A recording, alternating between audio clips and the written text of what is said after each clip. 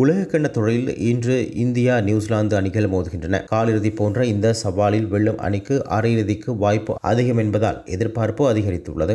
India மற்றும் இலங்கையில் பெண்களுக்கான உலகக்கிண்ண 50 ஓவர் 13வது சீசன் நடக்கிறது. மொத்தமாக 8 அணிகள் பங்கேற்கின்றன. இன்று நவி மும்பையில் நடக்கும் லீக் போட்டியில் இந்திய அணி நியூசிலாந்தை சந்திக்கிறது. இரு அணிகளும் காலிறுதி போன்ற இந்த மோதலில் வெல்லும் அணிக்கு அரையிறுதி வாய்ப்பு அதிகரிக்கும். கடந்த போட்டியில் 54 பந்தில் 56 ஓட்டங்கள் தேவை என்றும் கைவசம் 7 விக்கெட் இருந்த போதும் இந்திய அணி அனைத்து விக்கெட்டுகளையும் இழந்து தோற்றது. இன்று ஆடுகளம் துடுப்பாட்ட வீரர்களுக்கு சாதகமாக உள்ளதால் அணித்தலைவர் ஹர்மன்பிரீத் கவுர், ஸ்மிருதி மந்தனா மீண்டும் பொறுப்பான ஆட்டத்தை தர வேண்டும். 6 பந்து வீச்சாளர்களோடு களமிறங்குவதால் ஜிமிமா சேர்க்கப்படவில்லை. இதனால் 3வது வரும் ஹர்னீலுக்கு நெருக்கடி அதிகரிக்கின்றது. இது தவிர முன்னணி வீராங்கனைகள் ஏமாற்றுவதால் போட்டியை பினிஷிங் செய்ய ரீச்சா கோஷை அதிகம் நம்ப வேண்டிய நிலை உள்ளது என்றும் தெரிவிக்கப்படுகிறது. நியூசிலாந்து அணி இதுவரை 5 போட்டியில் 4 புள்ளிகள் பெற்றுள்ளது. சிரேஷ்ட வீரர்களான சுஜி பேட்ஸ், அணித்தலைவர் சோபி டிவைன் ஆகிய இருவரும் சுமார் 20 ஆண்டுகளாக வெற்றிக்கு கை கொடுத்து வருகின்றார்கள். இது தவிர அமேலியா சகலத்துறை ஆட்டக்காரராகவும்